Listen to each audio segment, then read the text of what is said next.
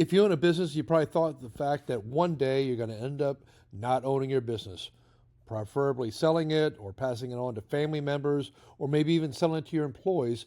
But knowledge is power, and this series is designed to help you get the best for your business when you're ready.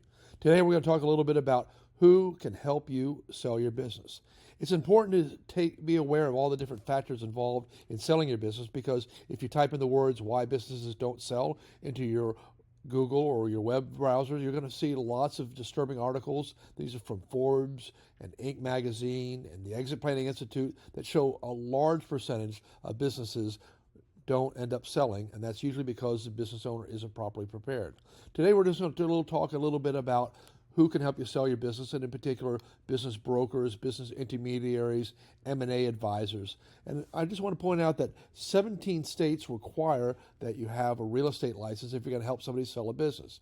That means that there's 33 states that don't, but if you're in one of the states where it's required, then you're going to be in violation if you hire somebody that's not a licensed real estate individual. But it's also important to know that they are also violating the law. And a lot of people come from other parts of the country or the world or just don't have licenses. Even though they have a real estate license in those states, though, it's not like they have all what it takes to sell a business. In fact, most of the skill set that's required for selling a business is extremely different from selling a house or even a commercial property.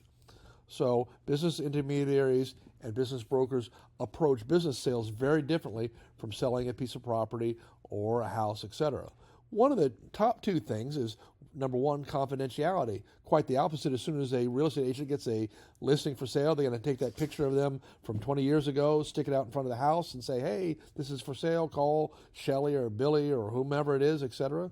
The other thing is that the way you approach value is extremely different too. Everything follows the three major methodologies of the market and the asset and the income approach. But when it comes to businesses, the fact is that a business that goes out of business, let's say for 6 months, like say your favorite pizza restaurant down the road, it loses all its customers, the employees, and maybe even the recipes, etc.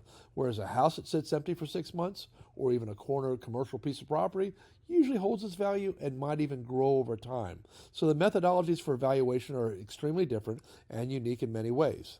So how do you find a business broker who can help you sell your business? Of course, I'm one. I'm talking to you right now on the video. But if you are out there looking for somebody else, a couple great resources are going to be as follows.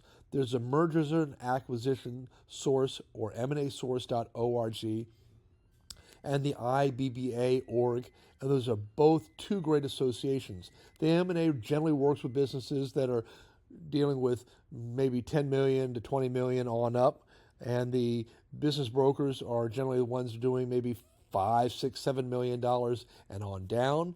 But those numbers are sort of a fluid, not long drawn in the sand, but it's a group of organizations in both cases where you can go to their websites and say, I want to find somebody in my area or somebody that has my expertise, etc.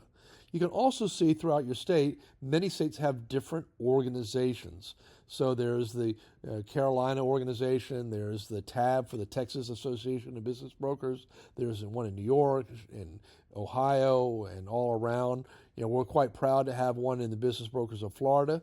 And Business Brokers of Florida is the only state that actually created a full cooperative of co-brokering, which means that they keep confidentiality, they keep professionalism, but they also are willing to work together to help people sell their business, which means that out of the 1,000 agents or so that are part of that organization, there's 1,000 people bringing in customers to help the clients sell their business for the highest and best use.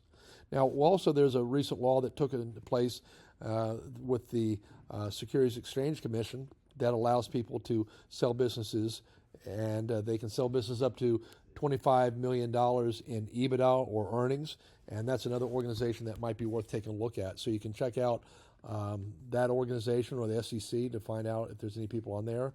And then the last thing I want to do is just share with you that there's a lot to consume in terms of just understanding this whole piece, and the whole process of selling a business can be complicated, maybe a new thing to you, even though you know your business like nobody else. So you can use a QR code, scan this video, or scan the little QR code, or reach out to us at the phone number or the website or the email.